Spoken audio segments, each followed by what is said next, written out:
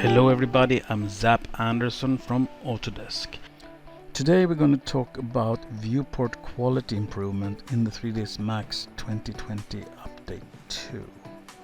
Mostly about improving the quality for PBR style workflow straight in the viewport.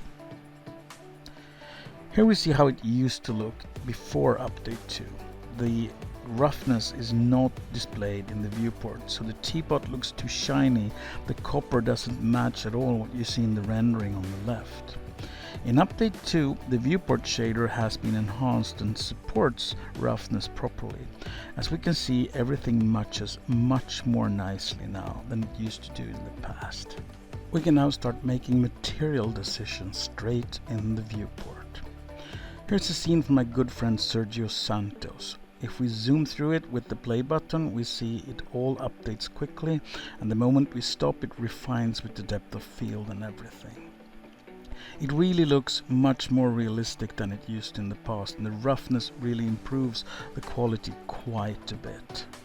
Of course, it doesn't just look nice, it really matches the rendering. As we can see here with the Arnold rendering on the left, viewport on the right, it looks pretty much identical.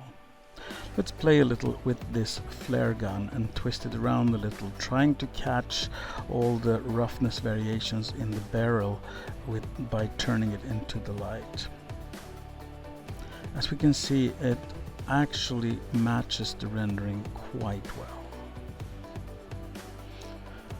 This improvement in quality allows us to substitute test rendering with simply using the create preview animation in the viewport. It will swish through the frames at a speed pretty much proportional to the quality spinner, and when done after a minute or so, we can then watch our entire sequence play back completely in real time. And here's the result as a full screen viewport grab. Note, of course, since Quicksilver renderer is really the viewport wrapped as a renderer, this means of course that roughness works there too. So this could just as well have been a Quicksilver render. This all fits really nicely together with the OSL support in the viewport. Here we have a shader that modifies the roughness and some discoloration in the material of this Buddha statue. And we can see the rendering on the left in Arnold and the viewport on the right, how all the little splotches and discoloration matches exactly, giving us a really nice result.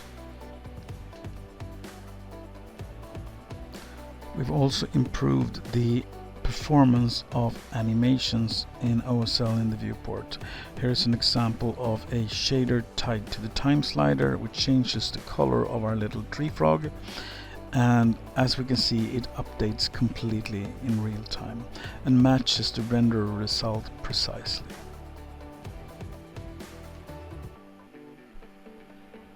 There's also some usability improvement when it comes to environment map in the viewport.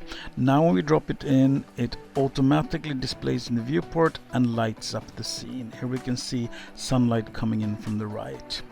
Or dropping in a more overcast environment map, we get a softer shadow and a more overcast appearance.